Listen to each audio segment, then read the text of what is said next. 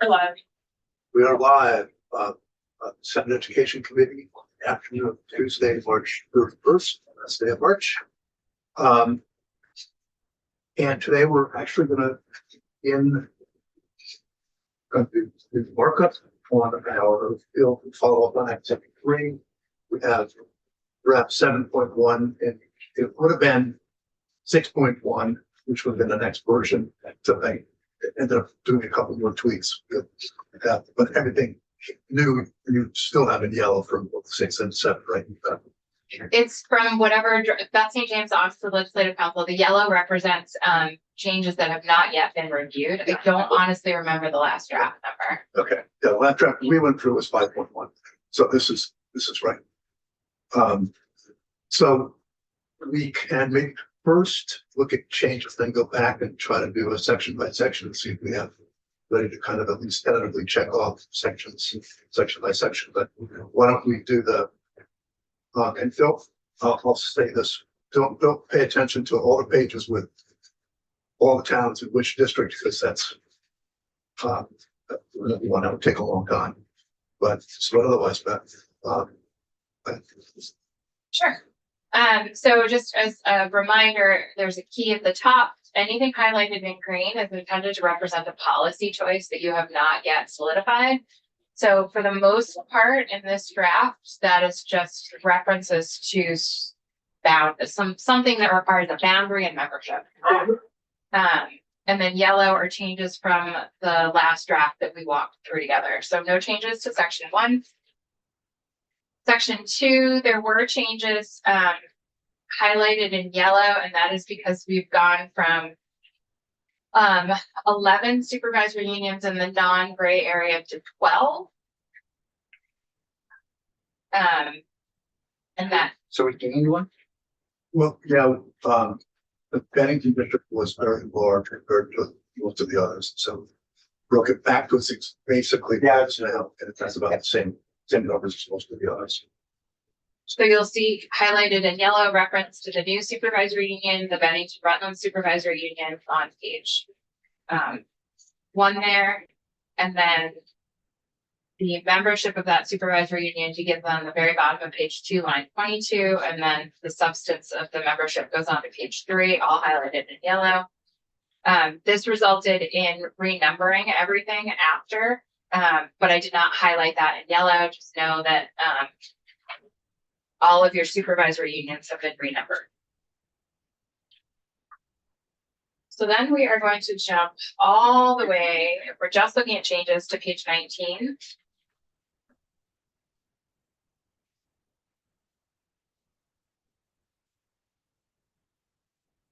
And I suppose to orient you, we should jump back up to page 18. This is a reporting requirement for the State Board of Education to submit a report to you all. I'm on line 11 on page 18.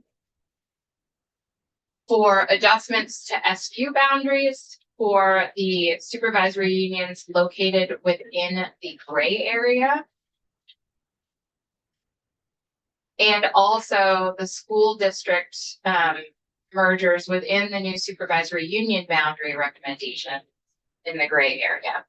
So remember, this is all recommendations to you all. And so lines 10 through 12 on page 19 add some language as to what those new school district recommendations should achieve. And that is to result in a recommendation of a total of 10 school districts as practical within the boundaries of the supervisory unions listed in subdivision 1. Which is the gray area. Which is the gray area. So Yes. 10 and 12, total 22. Oh, yeah.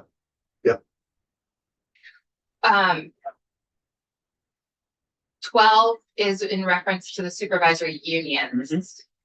I got it. Okay, And then 10 is in the districts in the gray. right, but school districts and supervisory unions are different. Yes.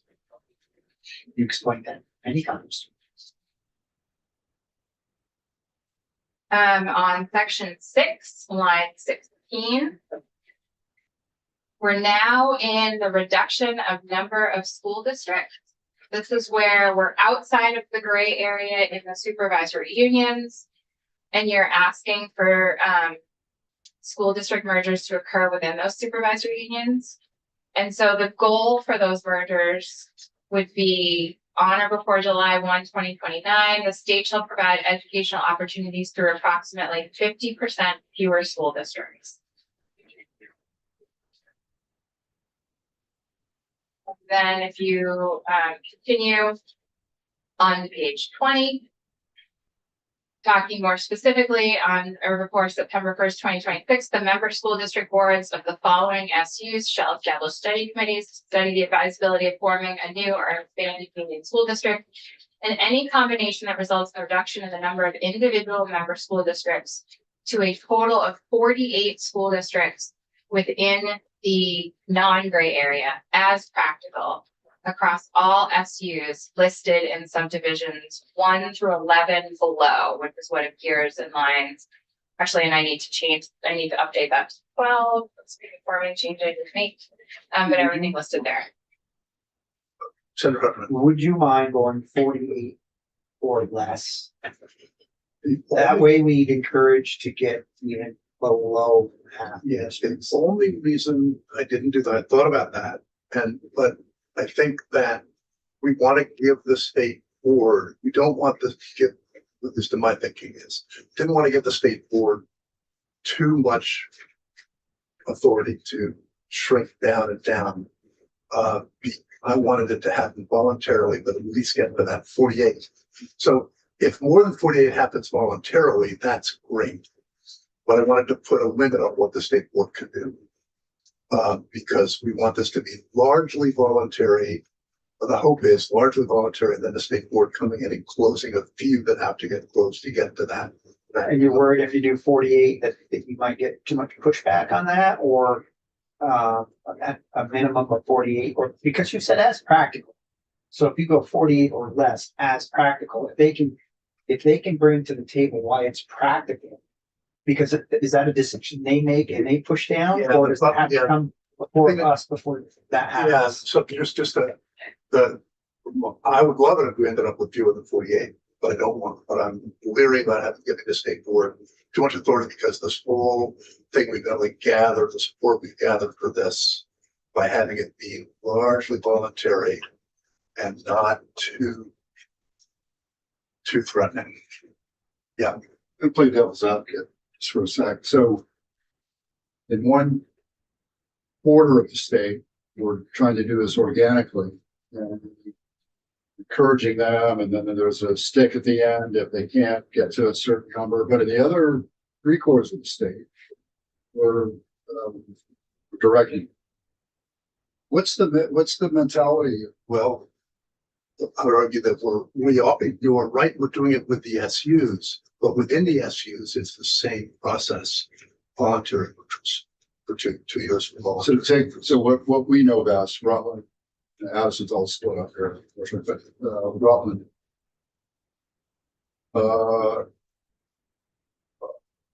Why not?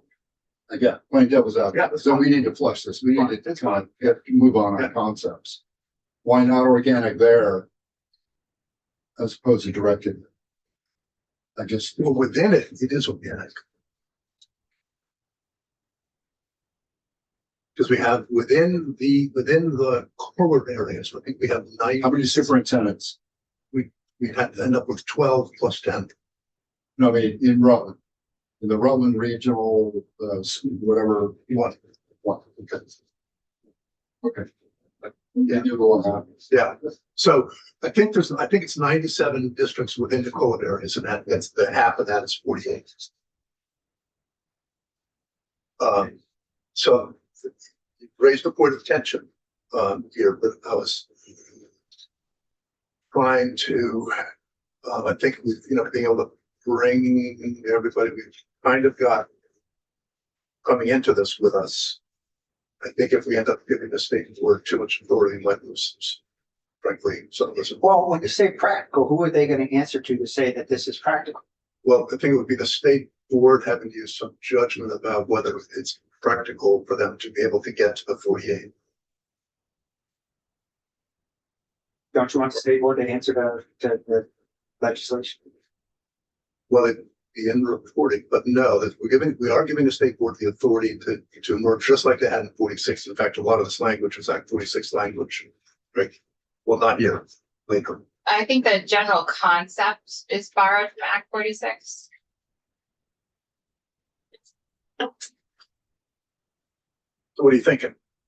Well, I just, to satisfy what the governor was hoping for and to satisfy even the challenges that we have for class size quotas and that is encouraging that, if you put just 48 as a number, that's going to be like, well, hey, we don't have to do it because, and then the board will have to come along and say, I guess it's just, I'd like to see it as I think we all would.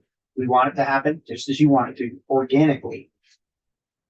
But I'd like to say you really need to think about this hard because there's teeth here to say, if you don't, we're gonna,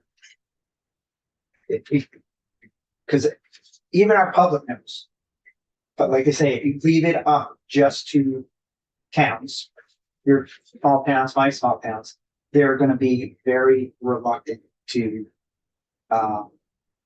We tried it. I think they said 5 to 8 years ago combined for gens and Maddie, and now they may be a lot easier. But we're still going to have that bone of contention where we're making it. So let's not touch us this round, which is not going to save us any.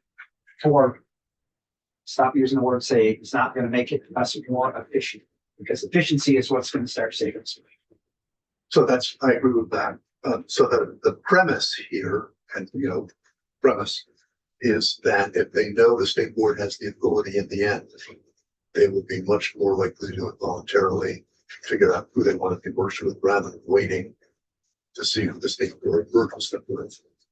So if we put a minimum of 48 and with the encouragement to do more as practical with having to get maybe, because then you can have a school come and say, they're selling us, we can show you why it's not practical. That's it. There's a provision here that does that, that actually specifically provides for the district to come in and say, well, they shouldn't. But the way this is set up is that this is the state board, not the legislature doing this. So, and we're going to pay for that. yeah. So, I mean, admittedly, the number 48 is on one level arbitrary. It was picking a number which was 50%. So, I'm not hating it. I would just like to encourage to go. Yeah.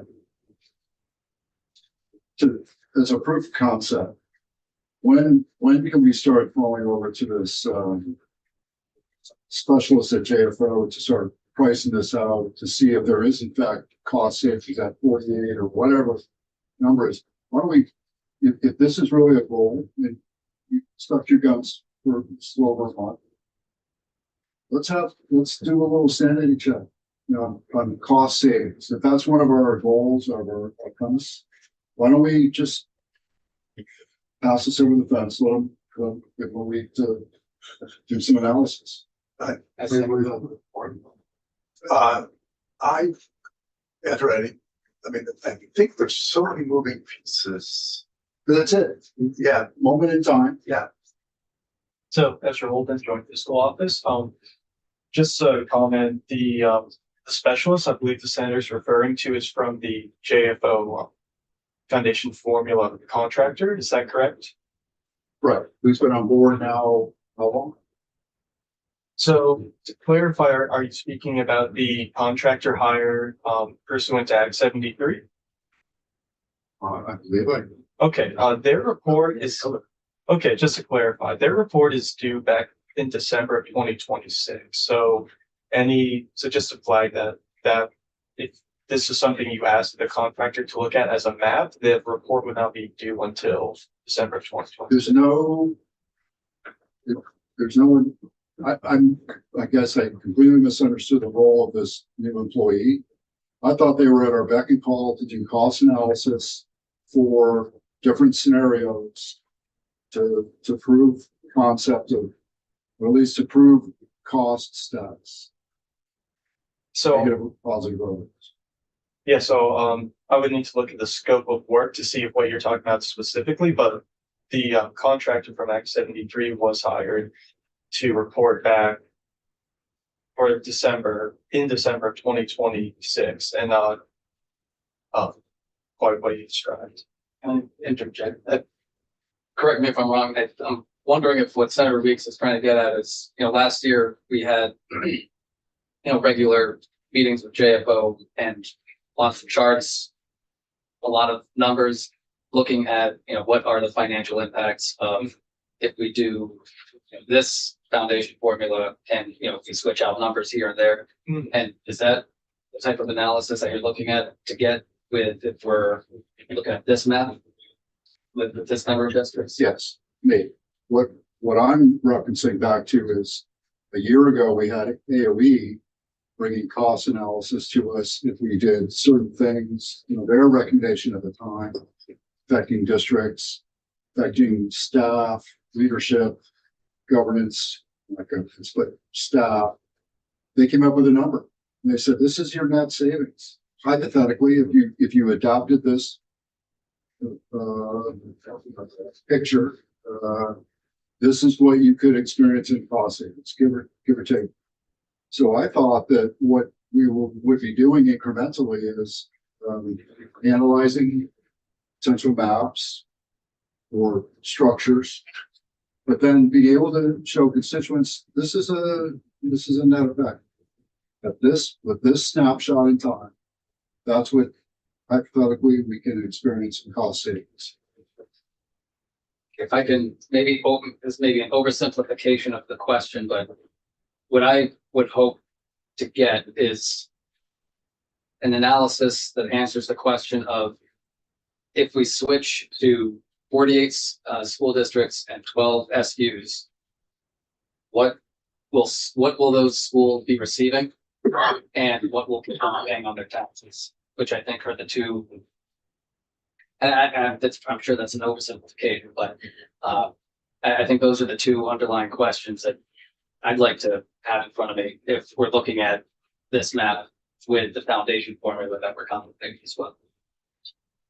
Okay, so I think maybe I'm hearing two different questions. Why don't we have that, maybe pull up the Act 73 language and see if that is what Senator Weeks is talking about? And then Senator Hashim, are you thinking about some of the presentations that JFO did last spring? Yes. Okay, so that is something that I think the JFO can look at doing separately from the contractor that I believe Senator Weeks is referring to. Beth, do you? I think he's just asking, we're going complete with what Senator Bengard wants. Mhm. Just like when I did my one unified, you gave me cost savings on that. That's what we're saying. The map as it is under Act 73. What will that look like? Cost savings or not? Sure. So yeah, so the Joint Fiscal Office can certainly support you with modeling based on new district configurations. So our office can do that. The part where I think Senator Bongartz was talking about when he said things are up in the air. If you have lines that are being drawn for voluntary mergers, we at the Joint Fiscal Office can't determine who will merge with who. So within the boundaries laid out, we can say how many students there are in those large boundaries, but we can't predict who will voluntarily merge with who. So I I think think, they want to just a time shot right now before they merge, get some savings. sure, I think the problem would again be, we don't know who would merge with who within that SU would be maybe the sticking point. But you're gonna know the amount of students in the foundation form. So it doesn't really matter. And the target number. Of Yeah. districts. It doesn't matter it doesn't matter It's which districts combined. on one level, I'm just play this out. The foundation formula is per pupil. Mhm. So on one level, that it's the same amount of money, but almost no matter what the configuration as it relates to the students. The premise here is that the foundation formula works better with larger districts. And with little small districts, little change in population can have a major effect if we can get districts to merge. voluntarily, they're gonna be better, the premise is that almost no matter what, they're better off like the foundation formula if they're larger. Yeah, the balancing act here, and the problem is it's almost impossible to measure those impacts because we don't know how they're gonna merge. So that's the tension here, I guess. If we were to just mandate it, we could model it very specifically. It's very hard to model it. So the premise that I'm operating under here is simply reduce the number of SUs from a total of 52 down to a total of 22. That saves that. It's hard to, I shouldn't even say that, but then reduce the number of districts. It makes the whole thing more efficient, and we know that the foundation formula works better if we can make the system be more efficient. But it's going to be hard to model it. And I know that's what we're gonna get from other senators. We need data, and it's can't give you data. There's two parts of the problem. One is the gray blob. We treat the gray blob as X number of students, times, or divided by, the target number of districts as an outcome. But the other ones, they're already, outlined. And I believe we could do a cost analysis between those SUs as they are now and as they would be in the future. So again, may not be the perfect product, but it gets us an understanding of if we're on the right track. Is the net cost benefit significant or insignificant? Something as simple as that analysis would be helpful. I think maybe it's a rhetorical question, but if we're talking about an amount of savings coming from cutting the number of superintendents in half. And so I guess my question is, will that savings offset the other increasing costs of things like health insurance, fuel, transportation, private contracting services? Like, are those savings actually going to save money for people? That's the question that I have. But I mean, then it's also on top of the other question of, the foundation formula is supposed to increase, or if efficiency is increased, then the foundation formula will save money. But that's a very nebulous concept. That, I mean, there has to be some way of getting an idea if that will save money while providing at least the same education to kids. And yeah, so I feel like I need to have some information about that before making a decision. So on the one hand, we know that in and of itself, the foundation formula will slow the rate of increase because it's a fixed number with a fixed multiplier. So we know that the savings are there, whether how we do the configuration, slowing of the rate of increase, no matter how we do the configuration. And the question is then, does the configuration of fewer districts provide more opportunity for students and less opportunity for a couple of kids living in the system in really tiny districts and getting harder? So I don't know how to model that. And Ezra, I don't know if you have any thoughts about what part of that we might be able to do. I guess we could certainly model the reduction in the number of superintendents. So I think before I get any more over my skis, I should phone a friend with the lawyer here and just ask them, does this language change school districts as drafted right now? There's nothing in this bill that would give JFO new school districts to model right now. So if you were to ask JFO to take the boundaries that are in place in this bill and model them based on the new base amount, they would just be modeling today's school districts. Well, we have 12 districts out there, plus the grade one. Those are all current law districts.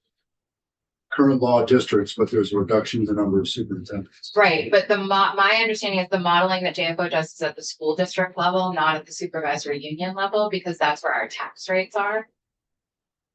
Right, and this bill, while it creates new supervisory unions, it doesn't create new school district boundaries. Let me back way up. I'm gonna get back up to the top of the chairlift, let alone over my skis. How can we model this to prove that we've got some cost efficiencies percolating here, or if this is not worth our effort? And let me give you a reference. We talked about a bill on the floor today without a JFO report. Everybody just kind of washed their hands at, well, we're not really sure. We think this is the right approach. Well, here we are again. We've got a whole nother scenario.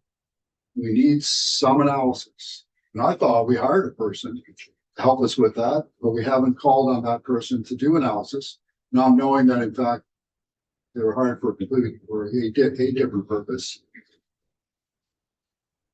How can we see if there's any cost efficiencies here? Because I remember a year ago, AOE was in here and they said, here's the net savings. And oh, by the way, this would help with teacher salaries. And they had a whole list of benefits. How do we even know we're in that, we're going down the right path as they were outlining a year ago? Sure. So I can't speak to the agency and how they came up with the numbers that they did and the modeling that they were referencing when they talked about the sort. A year later, we can't even like take their spreadsheets and say, we validated this. We could validate, in fact, that their model was correct or incorrect, or off or on or whatever. Now we've got a House Ed map, we've got a Senate Ed map, we've got a task force map of BOCES. I mean, we've got a lot of different maps moving. We've got the Heffernan map. A lot of this stuff could be like analyzed yesterday. So looking for help on if cost drivers are one of our goals, how do we prove it?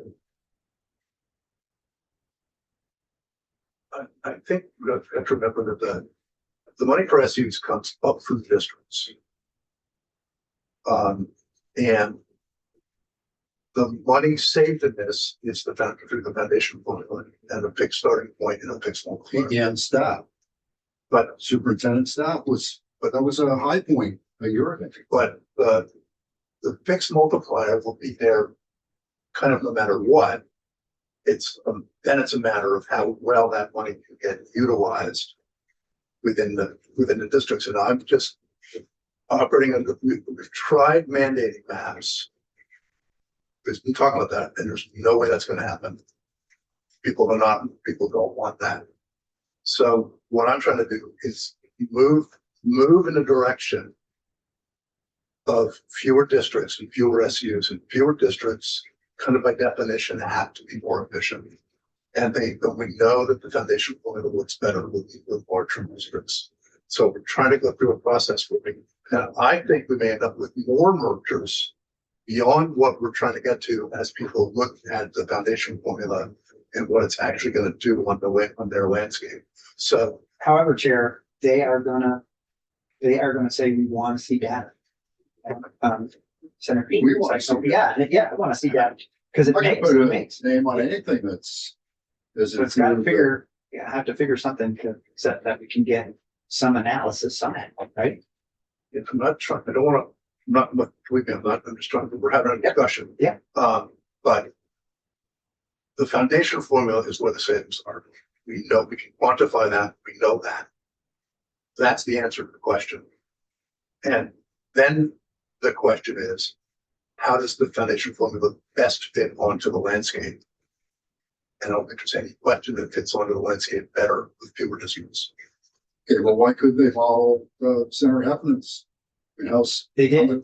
Oh, They they did. came out with 6% savings as running at under the current system right now, which was 460. Sorry. The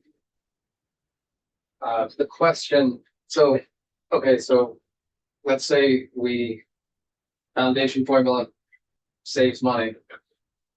and we go through all of this, I do still want to know if that will offset the rising costs of, again, health insurance, fuel, transportation, private services, and all the other things that contribute to the increasing tax burden on everybody to provide education in Vermont.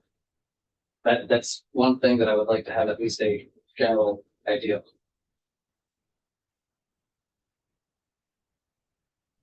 Jamie, if you let me add to this, just while we're as a super. So I do think it's good, you know, what Jamie the, Canarney. yeah, sorry, From- Jamie Canary, Superintendent of Schools, Wedlow Valley Supervisory Union. I agree the modeling is difficult in regards to not knowing what the end districts are gonna be. And the foundation formula, right, works in regards to understanding based on what those current constructs of the districts are across the state versus what the new construct will be. So it's hard to anticipate through the foundation formula what the savings would be because you don't have new district maps, you have new SU boundaries. So this is the tension. This is an inherent tension here because we're trying not to mandate, we're trying to let it happen organically.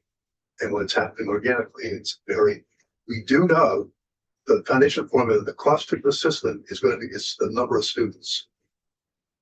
That's it. Well, I mean, I'm gonna add, it's voluntary for 2 years and then it's mandatory. But we just don't know what the mandatory map would look like. And without having that map, we won't be able to get an idea of what the analyses are from all our different perspectives as to what may or may not be saved. So I guess that's just a comment that, yes, it's an issue, but I don't think it's unreasonable to say that it would be nice for us to be able to figure out what would the cost savings be, if anything. But again, yeah, don't know how to approach it.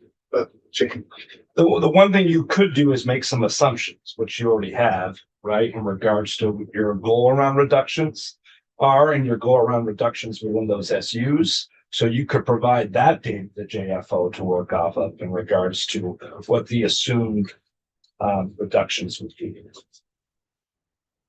in regards to districts. yes, go ahead. You're there. Ben Kinsley, Campaign for Vermont. We did model SU consolidation. And we modeled going from 52 to 15, which is not all that far off from the map you're considering. We found $150 million in savings from that effort. Yeah, good post in the ground. Yes, I think we're good, but we don't have to do what you want to do. We don't have all the components to come up with the equation. It's, you gotta look at, once your boundaries are formed and we put the school districts together, you got the logistics end of it that goes along with what Senator Sheen was saying. I think the savings, a lot of it's going to be from school buses and real property and contracts. That's the BOCES part. We don't know that because we haven't put together. So we, like in any business arrangement, you make assumptions, then you model. Why are we making assumptions and modeling? Yep. I agree with you, and Did your Senator Sheen plan said the same take that thing. into consideration, the logistics part of the equation that we haven't been talking about? so how did you come up? What led to the savings? We looked at states who had larger shared service providers than what our Vermont SUs provide currently, and modeled the savings projections based on categorical spending at the SU level, based on the savings other states have found. So that's how we got to the 150 number. There's another 230 million sitting at the district level if you in shared services that if you move it up to an SU or a CISA or whatever, there's another $230 million sitting there at that level in potential shared services, but just the SU consolidation component, we modeled out at 50. Did you present, was that what you had presented a while back in your presentation? Cause you just went off in 15 counties that are, I believe, right? Is that? We went off of the CTE regions. That's how it got down to 15. Yeah, you're not gonna save a lot of money by just eliminating superintendents, business people, you know. It's a whole different side, whole different. So we have to have the maps, at least the assumptions of where they're gonna be, so we can finish the equation. Make assumptions. Okay. Then when we prove them, we prove they need to be modified, we modify and we remodel. You gotta like constantly model until we get it right. Can't model at the end and say, oh, So just trying to get my arms around how we model. I get the assumptions, even the assumptions are hard, because you could because would be largely coaching smaller districts or maybe one thing to do might be Ezra to assume mergers of our smallest districts. Up until we get to 48. So, Chair, if you would like the JFO, if you'd like me to work on some modeling for you, happy to do that. I think you and I would, and whoever would need to sit down and talk about those concrete, like, what do you say, for example, round up the smallest groups into the largest? What does that like entail? And then that's an assumption we can work with.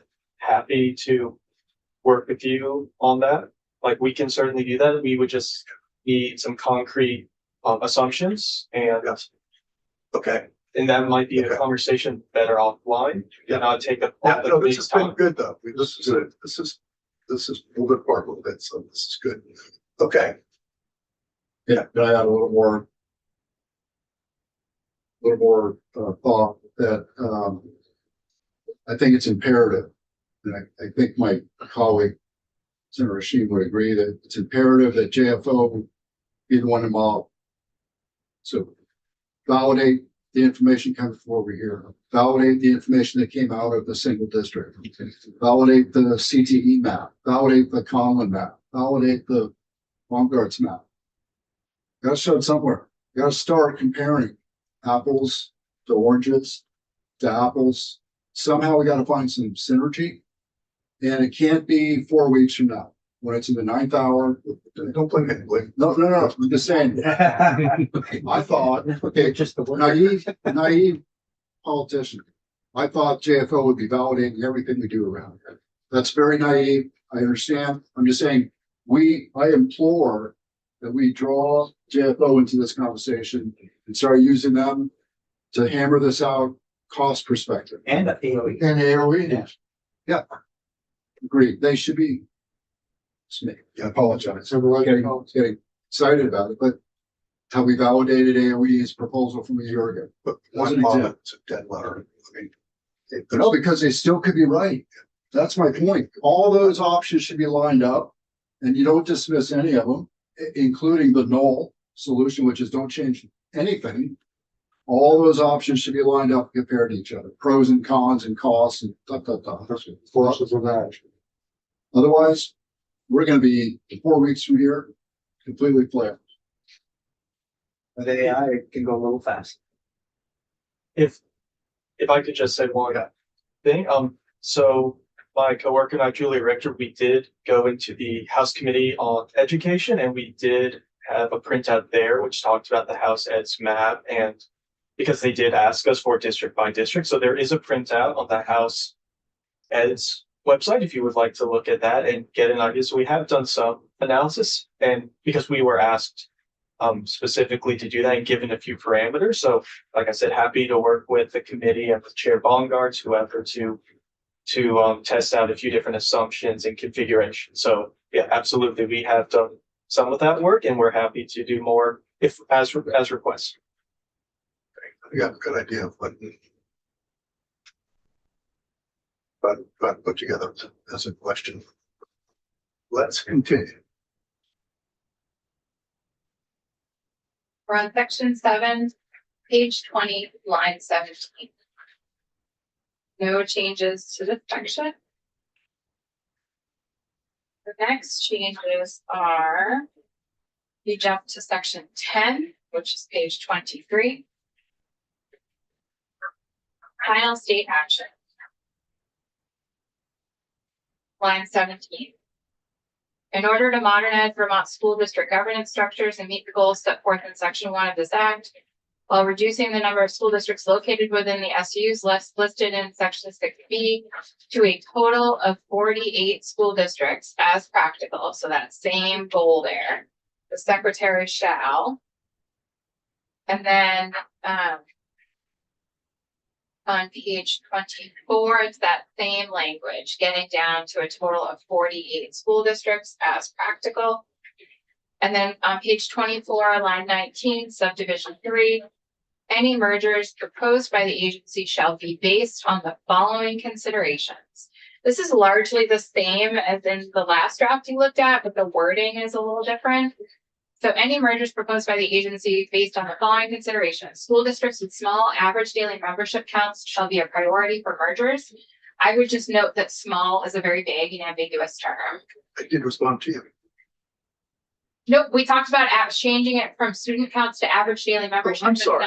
Not sorry. the term I'm small. sorry. Oh, I'm sorry. Okay.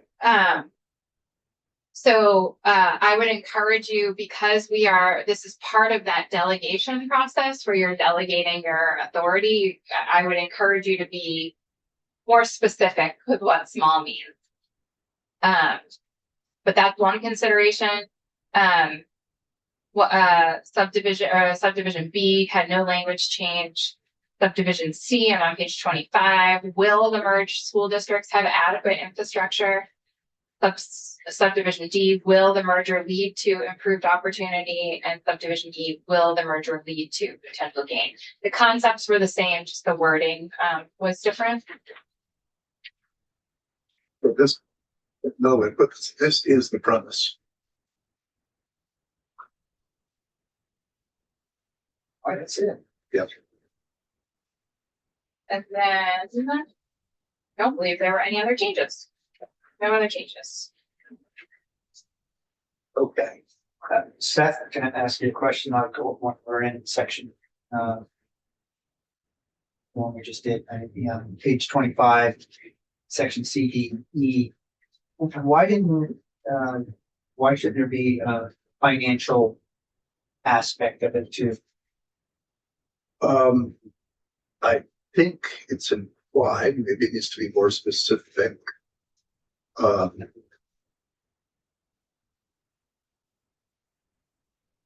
Purpose and efficiency. Well, actually,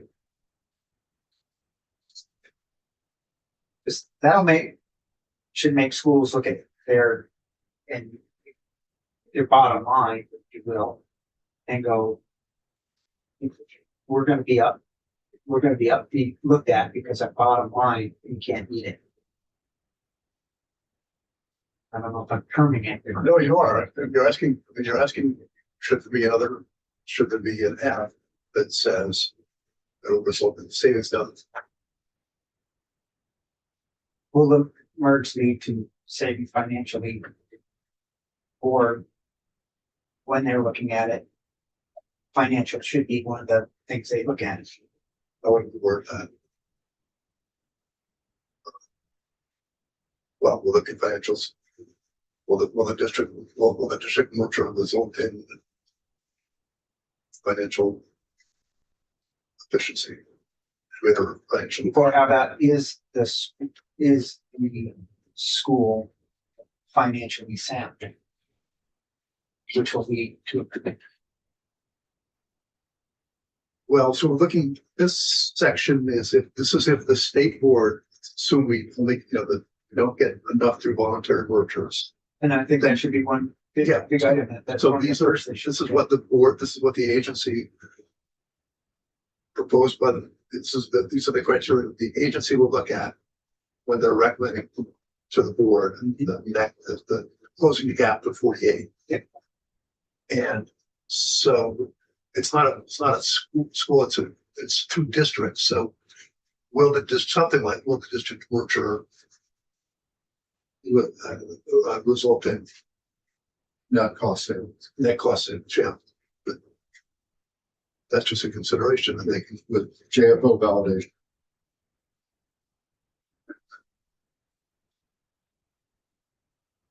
Will the merge be? To, net cost savings. Yeah, we could add.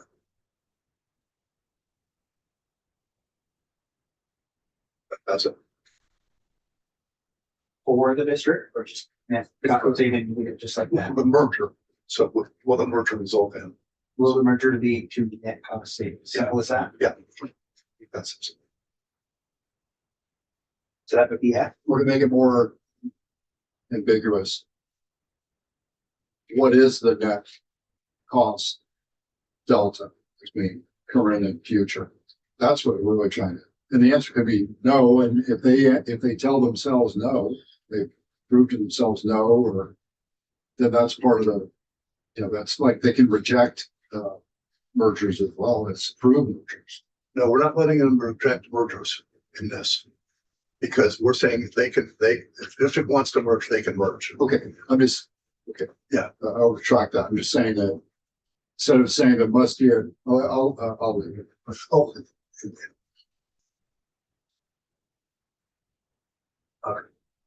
So I'm thinking about the involuntary merger phase after the 2 years.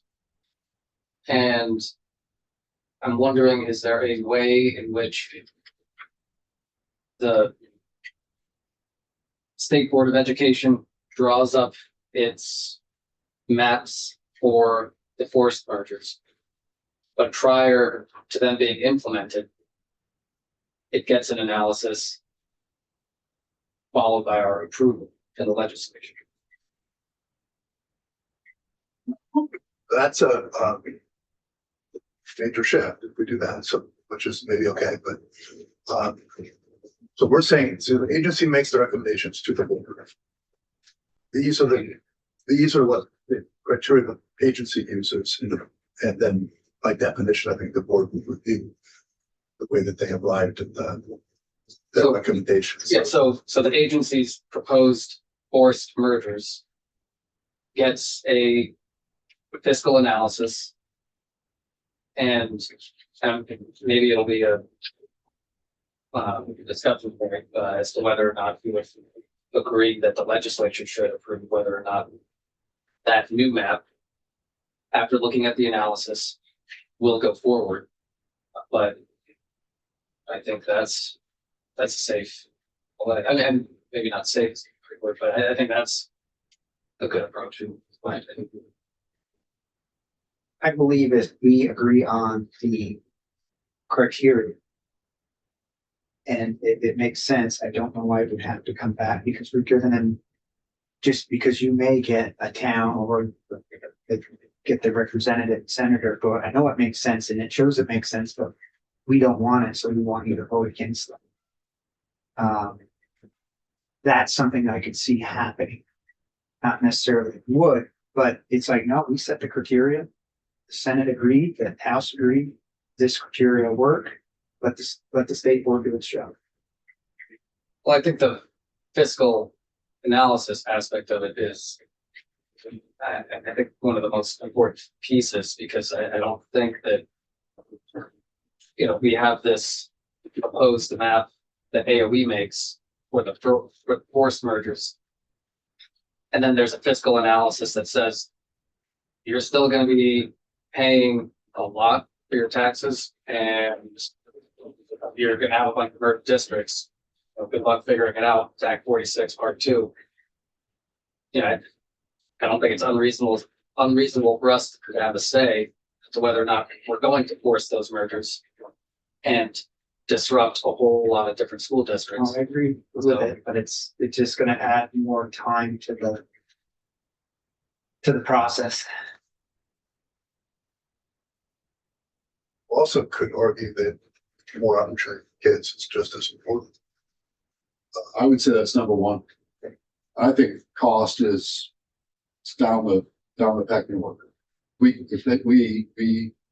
AOE, State Board of Education, can't prove that the opportunity is dramatically increased or sufficiently increased to make this move, that's a non-starter.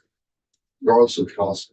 Well, I'm not saying that we should take that into consideration. I agree with you. I also think though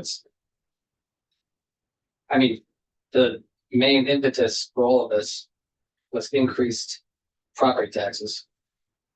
Yes, of course, we still have to make sure that we're prioritizing the students, but also the financial analysis of it is, I think, easier to do than saying, all right, now we know teachers are going to be teaching better, or we know students' mental health is improving. Those are much harder things to analyze, and I don't know who we would use to analyze them. So I guess AOE, but I'm speaking to the financial piece of it, not trying to suggest that student achievement and efficiency is not part of it. So just want to make sure that's clear. So So, I'm just saying it's number one. so, yes, so our superintendent's brought up a very good thing during a meeting yesterday. That, well, first the school board, it was like, well, we pay attention to the students' needs over the cost. And I'm like, that's great. But if it's like in your household, you only have $5,000 to spend on education. And your child really needs $12,000 worth of education. You're gonna have to make that $5,000 work. This is what led us to where we are, because if you put the cost of, we don't think about the costing, it's just the child's need, which is very important, cannot say it's not. But if you only have a limited supply of money, which Vermont now does, there will become some restrictions that we gotta pay attention to. Then they were, well, we in Addison County and probably up in Franklin, they have to deal with losing teachers to pay because Chittenden County can pay better than the outlying counties. The foundation formula may help that out, but that's going to become an issue there as well, because what they're saying is Chittenden is going to go, well, we're spending more on our payroll and getting less for being able to use for operations, where a town out our way may say, well, my payroll is not as high, so I have a little bit more. So an inequity starts there as well. That's why we need a standardized basis. And we've already addressed that, and we said, not in it's all. But so there's, So it's all. and we'll always get healthcare, fuel, all that layered on. Our job is to make just what's that, it gave us math. Now, is it the best math? One's the best math, but this is a map let's work with it. But we do need data. However, and they'll still pick that apart. It doesn't matter what we do. But at least we got something we can come forward to say, for right now, here's the answer from you say, why is this? And I can say, because this answer, we haven't got any data. We can't tell you. Yeah. But when it comes to children, their education is the most important, but we do have a limited resource on how that we have to educate them. So should we go back and go through this section by section? About an hour. Pick up the first few sections are not that. So.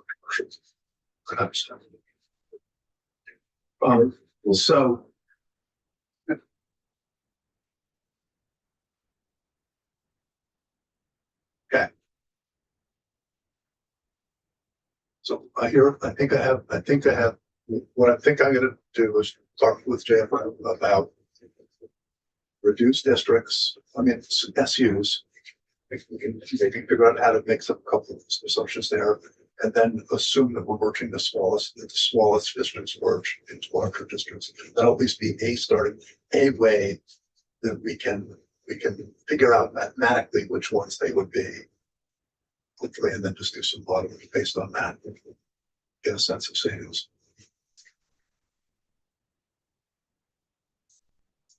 Getting down to the 48%. I would agree with that. It also suggests that we can validate, Senator Hefkin's thoughts. We validate, Vermont. the other- Paying for Vermont? we. My only recommendation is let's not tunnel vision into just one concept only. Just to have we need to have the analysis on the other options. Not saying one's more right than another, but at least to say, okay, I see the merit there, your numbers are close, I see the merit there, your numbers are, best. See your number, it's all, But it also is just like the chair brought up, what will make it through this building? And we want what's best for the students first, but it does have to make it through this building, which is a gauntlet of, but it's not gonna make it through any building, this building, unless we have data to So show. I think we're on that. you agree with that? Okay. Let's take a minute. We got back here for an hour. Start on page 1. See which section kind of semi-check off here. I'm gonna take my direction from you all for markup. Okay, well. Maybe just. I don't know if it just makes sense. We want to read this out loud or okay, so section 1. By enacting this legislation, the General Assembly intends to modernize one school district governance structure in a manner that 1 through 6 improves governance efficiency, enables higher quality education delivery, moderates the growth rate of education spending. That we know the foundation formula does that. Preserves local voice where it demonstrably supports quality and cost effectiveness. Did these come from where did these come from? Did they come out of Act 46? Nope. It's sensitive and responsive to the diverse needs of the state and I believe I took them right from I may not have it printed out, your original policy proposal, but Okay. let me just verify that. Just it's kind of a mediocre thing, but I would move enabling higher quality education delivery to number 1. that's totally fine.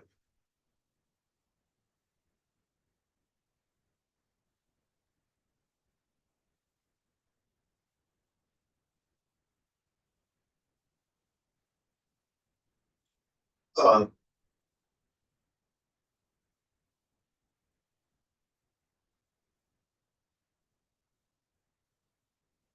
Before actually, as I look at it, it's a kind of a high bar to have a local voice. I want to say it that way.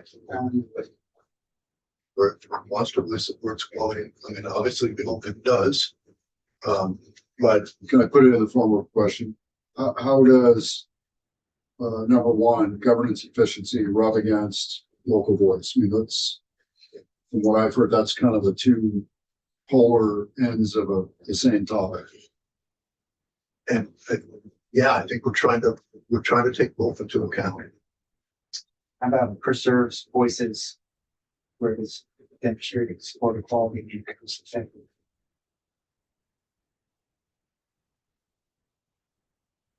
Of course, at the local level, that all the voices we hear will argue that's what they're doing. Yeah, that takes the word local.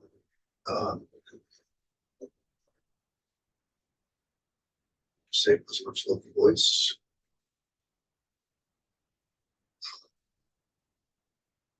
So something we simply want to preserve local voice. Yeah, I think there's like 3 different concepts in paragraph number 4. Local voice is one, quality is another, which I think we've already addressed in delivering and enabling higher quality education delivery, and cost effectiveness is all already covered in moderating the growth of education spending. Let's just say preserves local voice. Chair, I did just confirm, I took these from your Vermont School District Governance Modernization document. Okay. Good. Okay. So we're gonna move 2-1, Got it. and we're gonna just make it be preserves local voice. Got it. There's been much of the testimony taken this whole session. Okay. So, this one, we don't want to spend time doing this because it'll take us for, It's about section 2. yeah, the whole, we'll just make sure, we have to make sure we get these right, lined up exactly with the map before that we have to do that. So if you then go to section 4, Yes. Which is your, for lack of a better way to, well, it's how a school district could petition you all to change supervisory yeah, boundaries. this is important. So Terry, we're at the bottom of page 10. Okay. Out to go, we're to page 11. So how do you want to do it? Why don't you just walk us through it? As if this were our first time. So section 4 starts on page 10, line 19. It's an amendment to section 261 in Title 16, which is a piece of current law, and we're going to keep the statutory section heading the same, organization and adjustment of supervisory unions, because that's exactly the process you're trying to lay out. You're just changing what's in current law. So striking current law and starting on page 11, line 6, the way, this is the process where a school district could eventually make its way to the General Assembly to request a boundary change. So the board of a member school district may propose to the General Assembly to adopt, repeal, or amend boundaries of the supervisory union it belongs to in accordance with the following procedure. Okay, so everybody got what we're doing here? We have a district on the edge of the SU that says we're calling SU. We want to be able to, you know, Kind of testimony here. so now the map is in effect, so it requires legislative action to change the boundary. And this is the process for making that happen. That's started to describe here. So I'm on page 11, line 10. A proposal to adopt, repeal, or amend a supervisory union boundary may be made by a member school district board or by petition of 5% of the total voters of a member school district. So 2 triggers, either the board itself or 5% of the school district's voters, which, remember, if you're in a union school district, is not town boundaries, it's the school district boundary. And then an official copy of the supervisory union boundary adjustment proposal shall be filed as a public record with the clerk of the member school district pursuing the boundary adjustment at least 10 days before the first public hearing regarding the boundary adjustment proposal. So page 11, line 10, this paragraph 1. So one school board member can initiate this process. Is that the intended? No, it's a member school district. Oh, district. Oh, okay, not a member. Yeah. Okay, not a member of. Thank you. So we're on line 16. The school district clerk shall certify the date on which the clerk received the official copy, and the date copies shall be made available to the members of the public upon request. The member school district board shall hold at least 2 public hearings prior to the vote on the boundary proposal adjustment. The first public hearing shall be held in accordance with subdivision A2 of this section. And at least 30 days before the vote. Can I interrupt again? I'm trying to not go too deep into this before I ask a question. So going back up, same page 11, paragraph, line 7. So you just outlined, we outlined it earlier in the review of this that the AOE and the State Board of Education are involved in the forest motion concept. not the general assembly. That was a question from Senator Kashif. It's not a, yes. That here, but the school boards can go directly to the general assembly, bypassing AOE and state board of education. Is that really the process we want? Or do we want some succinct? May I? So I think reader assistance headings are really helpful in this draft. And so we are in the supervisory union chunk of the bill. And so this is the process for a school board, regardless of whether they became a school board through a first merger or they voluntarily created themselves, to petition you all, the General Assembly, to change their supervisory union membership. And you have to do that because you've set the supervisory union boundaries in statute. So only you can change the statute. Granted, but could we have, it's hypothetical, just trying to make sure we think this through, that they petition essentially to the AOE and State Board of Education to advise us or something to that effect? I mean, in one case, they're center to the problem. In the other case, they're peripheral to the problem. Just want to make sure we're thinking that through, that the same reviews are being held by the same people to lead to outcome.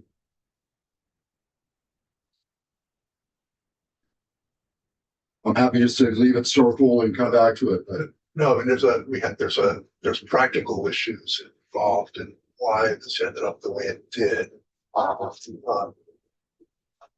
The district mergers within the SUs has always been the purview of the state board and right, we've never done that legislatively. Well, you do have incorporated school districts, which were granted through a charter of the General Assembly, and you had a lot more of them at one point in time than you do now. I believe you only have 2 right now. Union school district formation, current law does require the State Board of Education to approve a merger for union school district formation.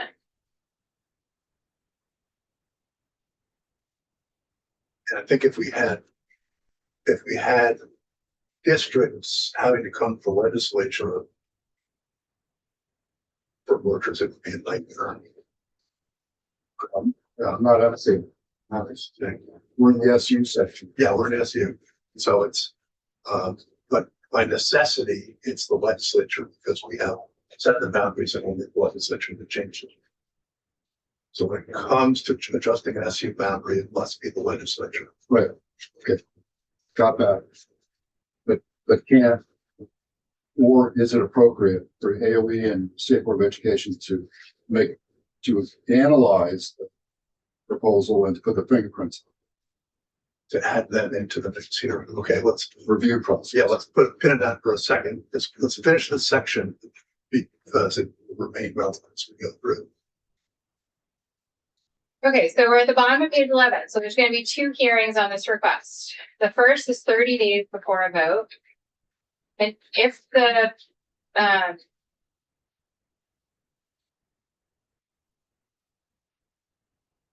shall be at least 30 days before the vote. And so going on to page 12, if the boundary adjustment proposal is made by a member school district board, the board may revise the proposal as a result of suggestions and recommendations made at a public hearing.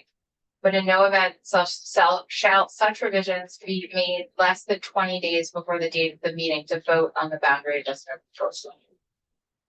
If the revisions are made, school board shall post a notice of those revisions in the same places as the warning for the meeting, not less than 20 days before the date of the meeting, and shall attach such revisions to the official copy of the request kept on file for public inspection in the office of the clerk of the member school district. If the boundary adjustment proposal is made by petition, the second public hearing shall be held not later than 10 days after the first public hearing. The school board shall not have the authority to revise the boundary adjustment proposal made by petition.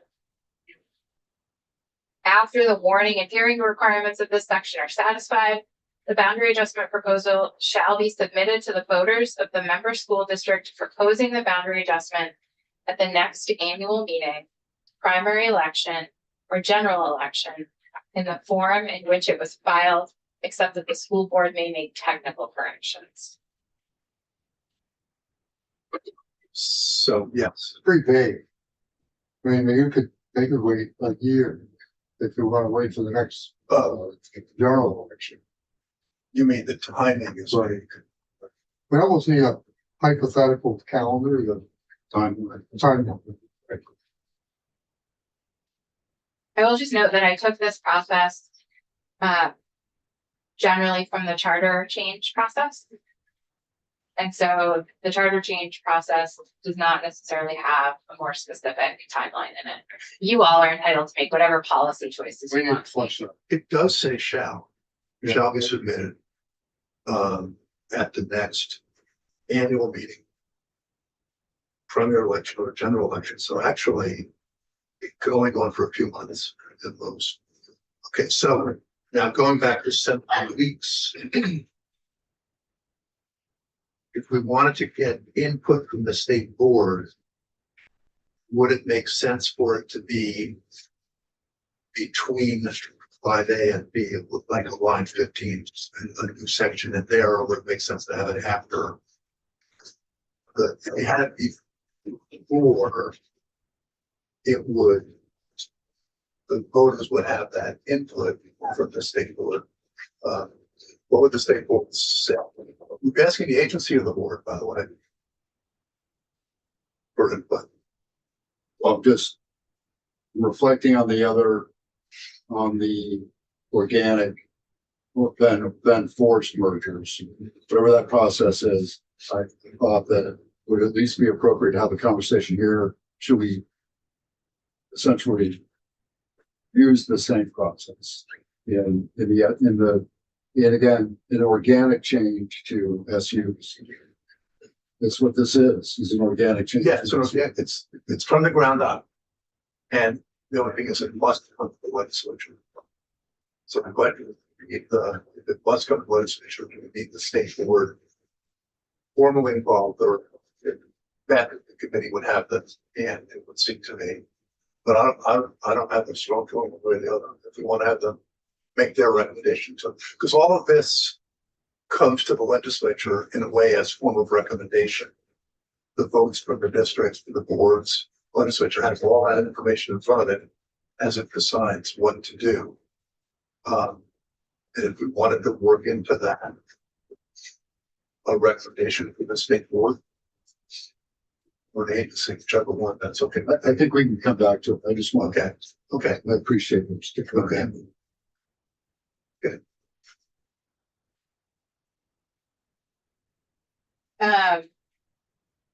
So we're on page 13, I believe.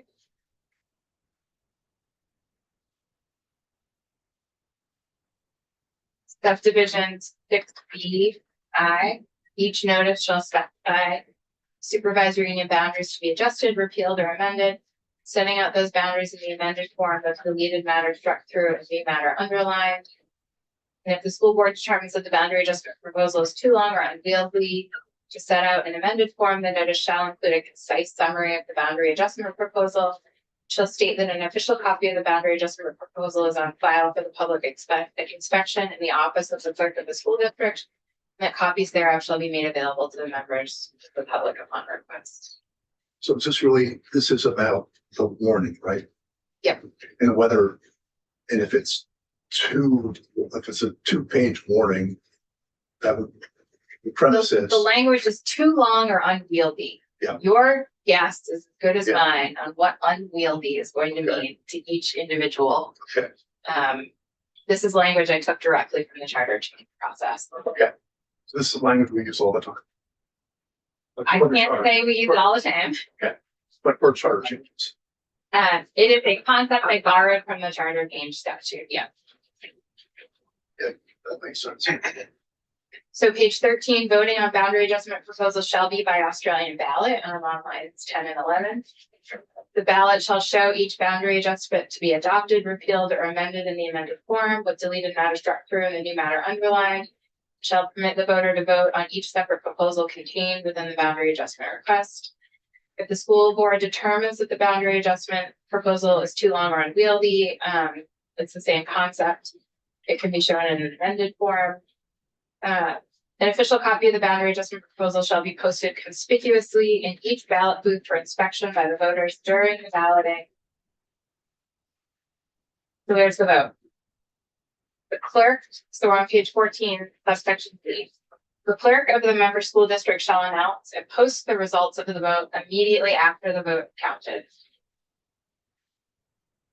Subdivision 2, on line 13, the clerk of the school district within 10 days after the date of the meeting shall certify to the Secretary of State each separate boundary adjustment contained within the boundary adjustment proposal, showing the facts as to its origin and the procedure followed, which shall include, and this is what needs to be included in the certification to the Secretary of State's office.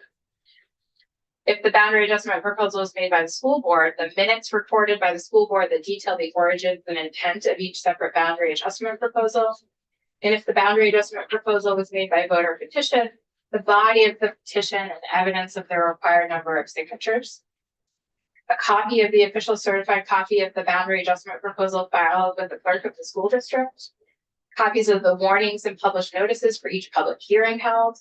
Minutes recorded by the school board that detail each of the public hearings held. Copies of warnings and published notices for the meeting to vote on the boundary adjustment proposal. A copy of the ballot and the results of the voter votes on the boundary adjustment proposal. And the results of the advisory supervisory union board votes made pursuant to subsection C of this section, which we have not walked through yet. It's the Secretary of State. Yeah, Secretary of State is referenced on page 14. Does this all go to the Secretary of State? Okay. So you said, I think that this is mirroring language which already exists. But the reason to include this in the bill is, you know, it's already in language to modify NSU's membership, to add or to delete. Oh, Is it really necessary to go through this whole process? I apologize if I misspoke. This is language, some of this is language that I borrowed from the charter change process for municipalities. But as far as supervisory union boundary adjustment in current law, that's all up to the state board. So this doesn't exist in current law related to supervisory union. And this, I keep saying I borrowed concepts from because at the direction of your chair, I did make changes to this isn't exactly the charter change process. It's borrowed concepts and then some direction from Senator Walker. Okay, so we're on page 15, line 20. If the voters do not approve the boundary adjustment proposal, no further action shall be taken unless and until a new boundary adjustment proposal is initiated pursuant to this section. So if the voters say no, the process is done and it would have to start all over again. And who proposes that boundary change? It could either be the school board or a petition of the voters, 5% of a school district within a supervisory. So page 16, line or subsection C, line 4. If the voters of the member school district vote to approve the boundary adjustment proposal, the boards of the supervisory unions affected by the boundary adjustment, that should be instead of request, that should be proposal, shall hold an advisory vote to approve the boundary adjustment proposal within 45 days after the results of the school district vote. The clerk of the school district requesting the boundary adjustment shall submit the results of the advisory supervisory union board votes to the Secretary of State, along with that list of all the other information we just walked through. Subsection D on page 16. If the voters of the member school district vote to approve the boundary adjustment proposal, after confirming that the clerk of the member school district has certified each of those documents in that long list for the Secretary of State, then the Secretary of State shall file the certificate and deliver copies of it to the Agency of Education, the State Board of Education, the Clerk of the House, Secretary of the Senate, and the chairs of the committees concerned with supervisory union boundaries of both houses of the General Assembly. The boundary adjustment proposal shall become effective upon affirmative enactment of the proposal, either as proposed or amended by the General Assembly. So very similar to a charter change.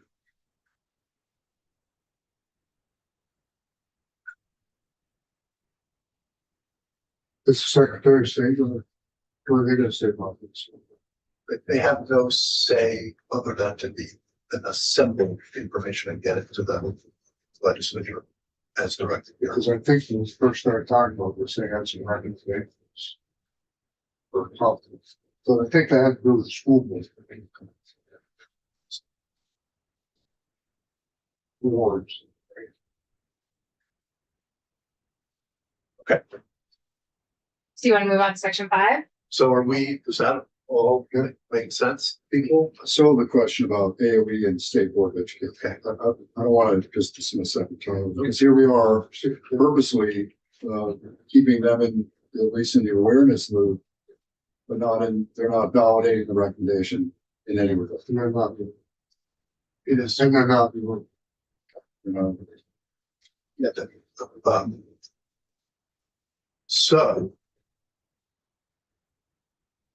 could, wherever we want to put that. So in some ways, what this is all about is getting information to the legislature. Legislature looks at all of this and makes a decision. About the committee makes a decision about the recommendation then to the full legislature, like a charter change.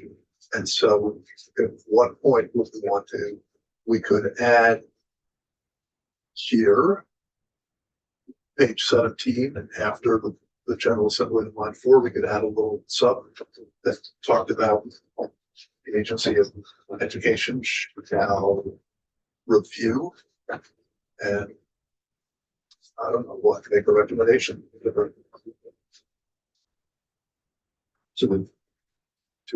committees of jurisdiction. Clerk of the House, Secretary of State, Yeah, so chairs of the shall review and recommend either positively or negatively. The legislature should do it. That's the AOE and I don't think we want to have both. I mean, just not to make it promises. If we're doing, it's going to happen rare. I suspect it will happen rarely, but it's an opportunity. it's getting more information about it. So the more information you get, the better your decision should be. Or the more convoluted. We could ask, we could, if you wanted, I don't, it's one thing. We want to stick something in here that provides for both the agency and the board to review and make a recommendation. So my recommendation, again, just put a pin in it. Okay. And let them in both this type of merger or reconfiguration and the forced merger, let them come back and comment on whether they should be involved or if they feel that it's purely a general assembly issue. Okay. Let's, okay, so we have a semi check off on for that issue still to.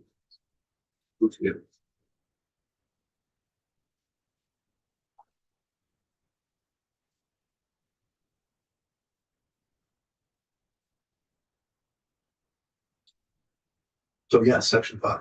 Okay, section 5, we're on page 17, line 8. Transition to new supervisory unions report. Transition board formation. And this is largely current law.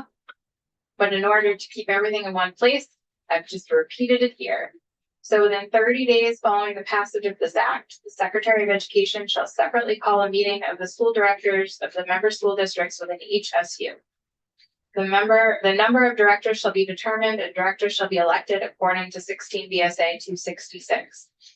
Within 30 days thereafter, the secretary shall call a meeting and the board shall elect a chair and other necessary officers to serve as a transition board until the first regular annual election of officers. So that's all current law, other than the reference to this act. So the term school directors seems a little unique. What's that reference to? Is it superintendents, principals, school board members? It's supervisory union board members.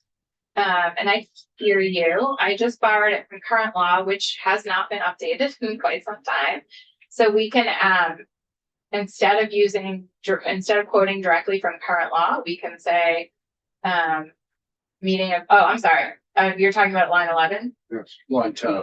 Yep, call a meeting of the, school boards of the member school districts. So we can say that, but that is what current law says for supervisory union, formation for new supervisory unions. Would you like me to make that change? So, yeah, that's fine. Yeah.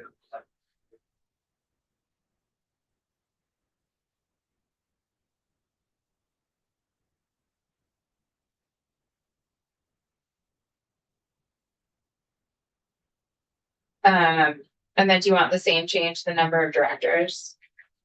Say the number of supervisory union board members? Sure, yes. That, I guess it's been clear. We can't define it. So struggling with this one a little bit, because so this is about the transition to the new SUs. Yeah. So for example, Rutland. Yeah. Okay. To have them decide how many, where is it? 12, the number of directors.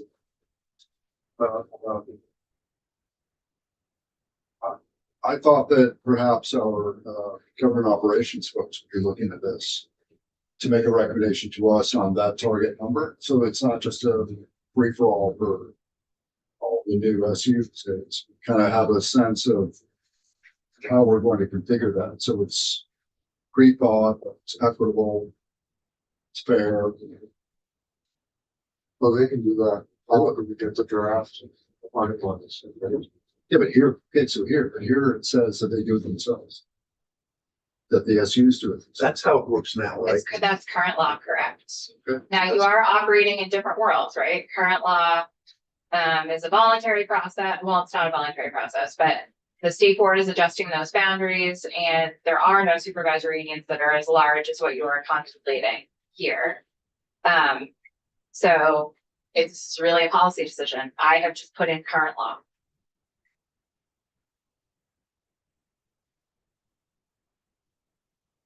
If we have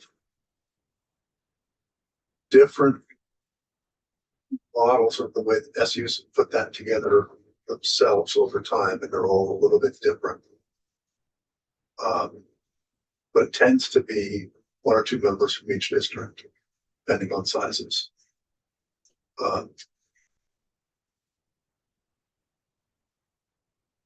So there is a provision in current law that we have that this draft is not proposed to change. So it says section 266, which is the reference on line 13, for the purpose of holding meetings and transacting the business of an SU.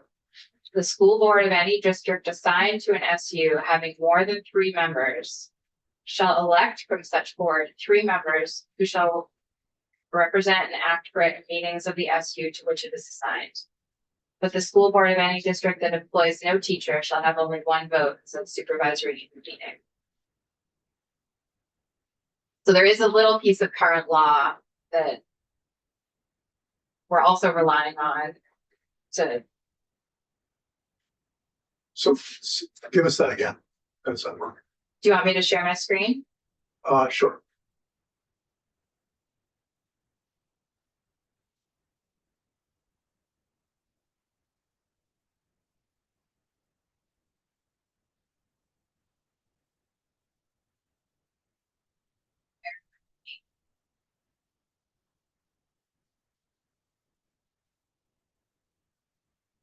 So for the purpose of holding meetings and transacting the business of an SU, the school board of any district assigned to an SU and having more than 3 members shall elect from such board 3 members who shall represent and act for it in meetings of the SU to which it is assigned. But the school board of any district that employs no teacher shall have only 1 vote in said supervisory union meeting. So the supervisory union, let's say, has new supervisory union has 4 districts. Let's play it out. So from each board, there would be how many members? from each of the four boards for the supervisory union board. I don't think you can just assign a number to it. I think there's lots of variables. One of them being, what's the student population of each of the districts going into this new SU, as an example. I don't think we should share that with some of our colleagues, have them weigh in on the process. There's always been, even the way they are now, there's always been questions about who got to have 2 members and how come we got this many and yeah. So we need to set that. We can't, I don't think we have the bandwidth to address that. Yeah, and I question whether they need to get into this at all, because they've always done it themselves. They've always done it. And I don't know why we would need to. Because we're trying to, my action, I've been trying to make this be as organic and non-prescriptive as possible. It's the whole democracy question that we were peppered with 2 months ago. Goes back to what I've been saying all along is, everything supervisory union has a different meaning.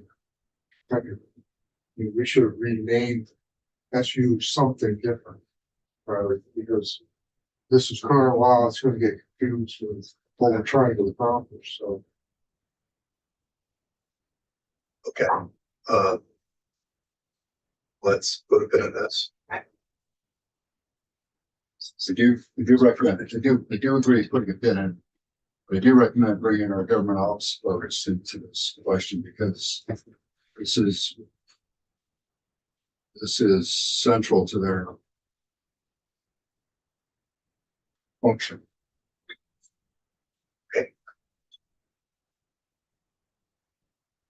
Do you want to move on to subsection B? Yeah. Okay, page 17, section 5, subsection B, line 17. Goals and authority during the transitional period. During the transition period, the supervisory unions we didn't talk about line 16, which is very important.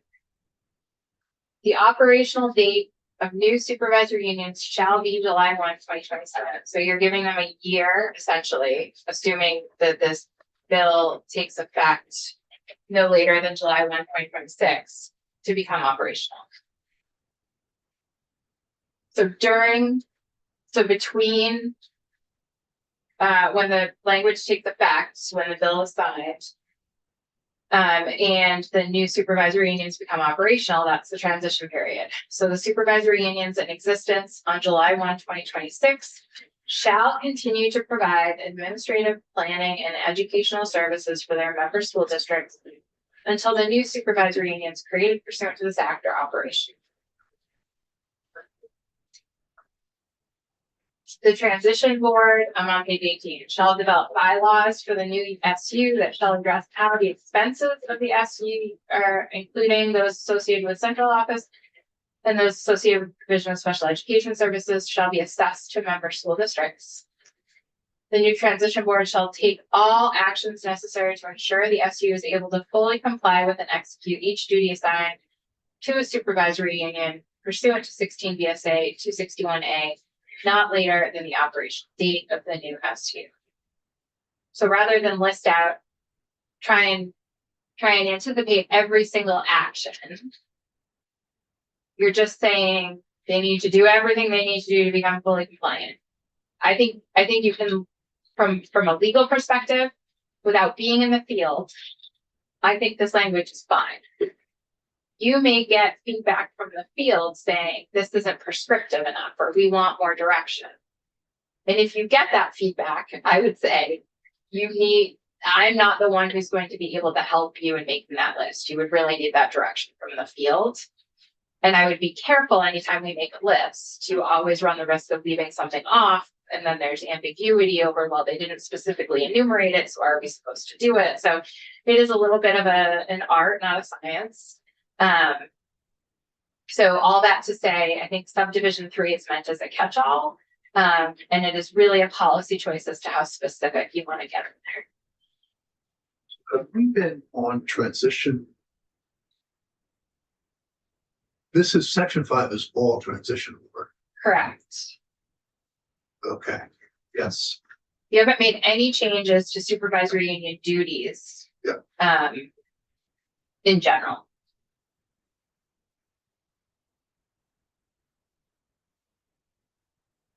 So on line 9 on page 18, you require the transition board to comply with current law for the transition of employees. So we're lucky in that chapter 53, subchapter 3 in title 16 already provides for transition of employees from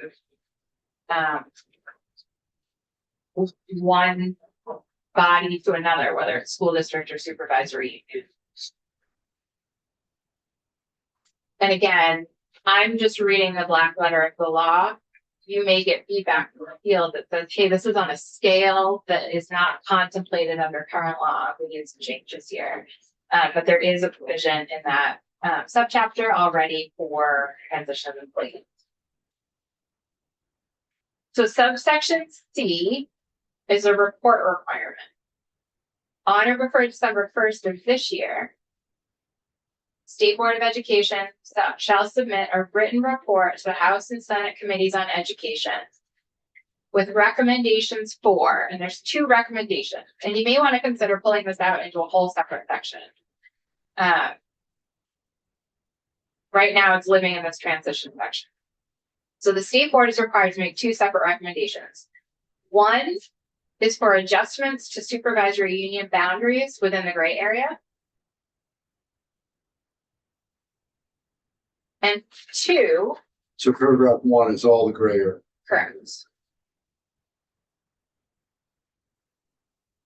correct. Yes. And then on page 19, subdivision, and so those recommendations, if you go to page 19, line 3, those recommendations shall result in supervisory unions with an aggregate average daily membership of all member school districts within a supervisory union of not less than 2,500 students, and may include supervisory districts if the average daily membership of a supervisory district is also not less than 2,500 students. So that's the first recommendation. The second, So just to, when all of the 12 SUs are greater than 20, they're all, I think, actually, 2,700, but made it 25 here. So they're roughly the same scale. So I do appreciate that in this version of the map, and maybe in a previous one, we've started to include the number of schools which are in each one of these proposed SUs. Again, I think that superintendents lead principals in schools. They don't lead students. So I'm a little, and we don't need to resolve this today, but I'm so leery on putting the superintendent was outlining the superintendent responsibilities per SU by student numbers and not by numbers of facilities, numbers of principals. It's just perspective, because again, you've offered the number of schools on now, and some are 3 times bigger than the others as far as the number of principals that they're dealing with. I think that's just, it's germane. I'll leave it.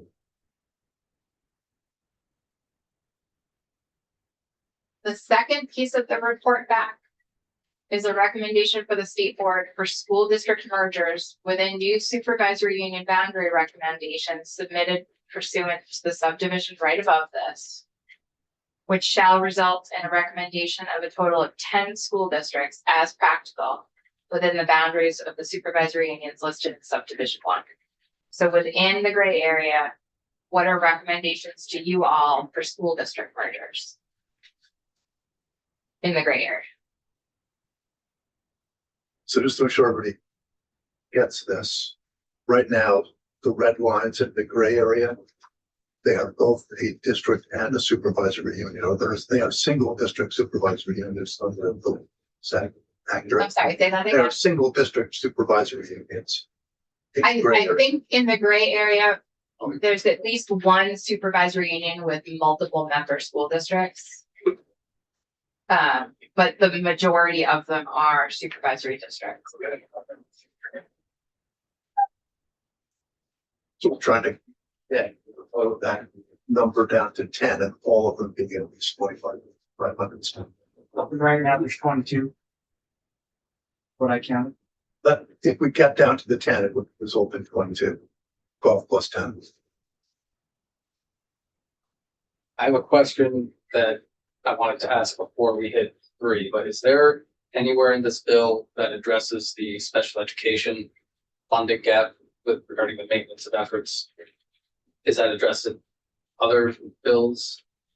Or, It's, well, it's connected to the foundation for the past last year. Yeah. We haven't gotten, we haven't gotten into that, sure, here.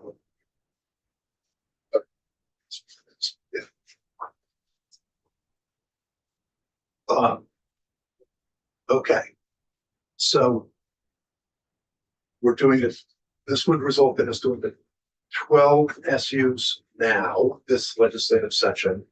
And then the board would make a recommendation to us for getting down to 10 in the gray area next year. So we're gonna get that. Yeah, So, got that. yeah, okay. So I'm just looking at the clock. You have me until 3:15. But there's no way we're gonna get through the next Yeah. chunk of this in 15 minutes. So how do you want to start and then pick up again? I don't know the next time I will be in your committee. Yeah, we're I think probably not until Friday, maybe. trying to get you. I think maybe a book for it forward Thursday. Yes, I see that now. Well, why don't we just do another section? Okay. I don't think we'll, yeah, okay. All right, so we are, again, reader assistance headings, I think are very helpful. So we're out of the supervisory union reader assistance heading and we're into the school district consolidation reader assistance heading. Section 6, And that means you're talking, we're back to the colored area, to the 12 SU. oh, I hadn't necessarily meant that, but that is true, yes. Okay. So school district consolidation, reduction in the number of school districts. So I'm on page 19, line 14.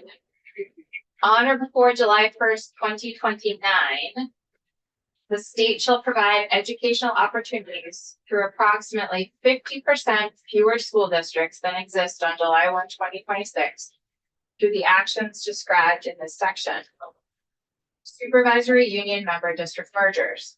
On or before September 1st, 2026, the member school district boards of the following SUs shall establish study committees to study the advisability of forming a new or expanded union school district in any combination that results in the reduction in the number of individual member school districts to a total of 48 school districts as practical across all supervisory unions listed in subdivisions 1 through, and that should be 12 of this subsection, pursuant to the processes and requirements of Chapter 11 of Title 16. It's pretty soon.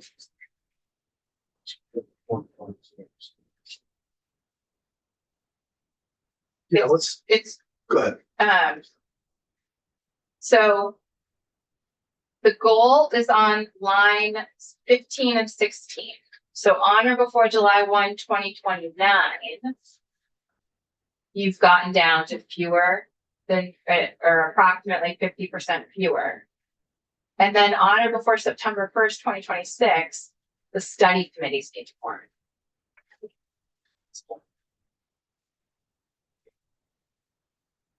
Understood. Yeah, okay, no, but okay, so the study could, so the supervisory union will start the process of the study committees. There is nothing in here that directs how those study committees are formed, other than referencing current state law. And current state law is just 2 or more school districts getting together and forming a study committee voluntarily. So absent any specific direction, you would just be relying on school districts to pick and choose amongst their supervisory union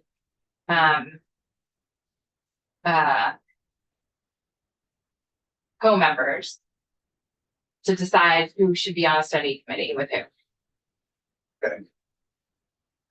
We And should have more direction there.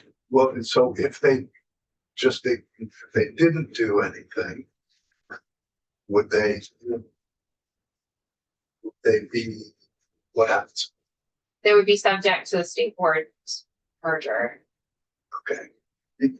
Okay, so this is, okay, so we are at the point where they it's in their best interest to follow through on this, because if not, they're gonna get the pussy on this. That's where probably every district should get a list of what the criteria is, so they can start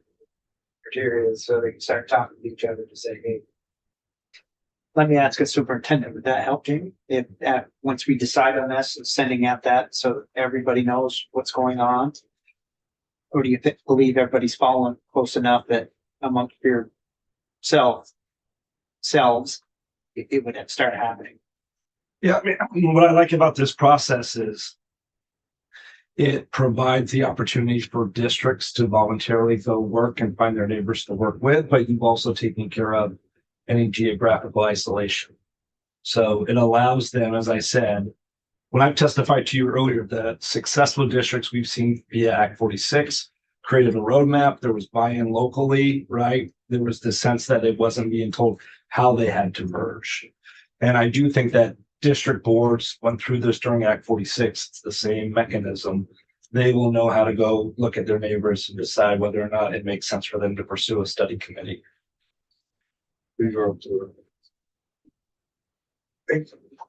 Going as a superintendent, going back for a second to an earlier discussion. Are you worried, Jamie, or what's your reaction to the discussion we had about whether we just let the member districts of the new SU form on their own and figure out their own path forward, or do you think more guidance is actually required? You talking about the board makeup? Yeah. So in statute right now, non-operators have 1 vote. Yeah. Operators have 3. That's included for unified school districts, right? Multi-member town districts.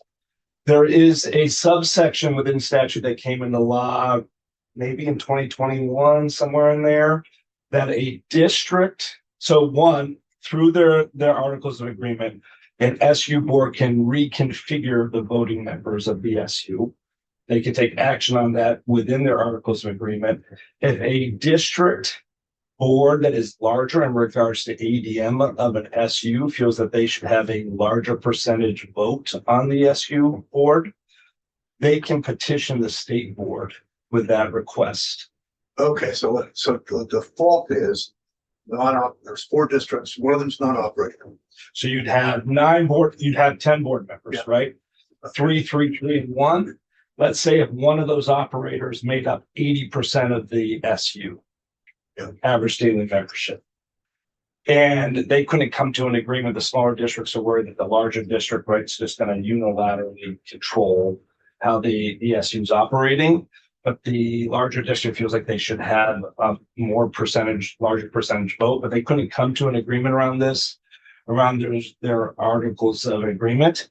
That district can take a vote and petition the makeup of the SU board to the state board. I don't remember what subsection that's. It's 261 subsection D, I believe is what you're referring to, where it allows the state board to waive requirements of the title with respect to board structure, composition, or board meetings, or the staffing pattern of the SU. Is that what you're referring to? So we're getting back to this, we digress for a second, or I did, back to the discussion about SU board makeup. And this, and so this is the first time I actually understood what that section said. Let's say there's four districts, one of them's not operating, 3 of them are operating. The non-operating gets 1 vote, the other 3 each get 3. So for that board member district will have 10 board members. And if one of those 4 had 80% of the population, and they only got 3 versus the other 2 that were tiny, they can petition the state board to break out of that mold of 1, 3, 3, 3 and say we should get 6 because we're so much bigger, and the state board decides. That actually just happened recently with Central Vermont Supervisory Union. Payne Mountain petitioned the state board because this was on the works. The state board didn't take action. So it remained 3 and 3 with Echo Valley. Yes, Okay, well, I hear you. And I don't see that kind of language in here. it's just because it's not referenced because it's current law. Oh, okay. It's incredible. That actually happened in the district I lived. They were never happy with the result, so. Somewhat, but most weren't happy. Yeah, So highly recommend that when this section gets mature, that it was flying through the DevOps guys. They put their fingerprints on it. And then, continues along its journey. right, right. Because that ends up affecting funding too. So, okay, we at least know what this, if we do nothing, we know what happens. And then the question is, do we want to amend, do we want to change that now? You may have brought this up when you were having this chat, but what about if in a district that's got independent schools, non-operating, this is about the governance piece. So the district that's non-operating or semi-operating that uses independent schools, they're still represented, they're potentially represented with a smaller number of governance seat members. All operating districts by statute get 3. Even non-operating districts that are partially operating. So if it's a K-6 operating district and has non-operating 7 through 12, per statute, they still get 3 members on the SU board. Only a completely non-operating district doesn't operate any grades, gets 1. So like up in Essex, Northeast Kingdom, there's a lot, that just only get 1. Within their SU if they're non-operators. And for us, it's Granville Hancock has 1 voting member because they're a non-operator. Okay, so I didn't make this clear enough. So non-operating, but their kids go to an independent school. They may account for 80% of the region's population, district, whatever. They could. My point is that, is it more about student population or is it about the districts themselves that are represented on the board?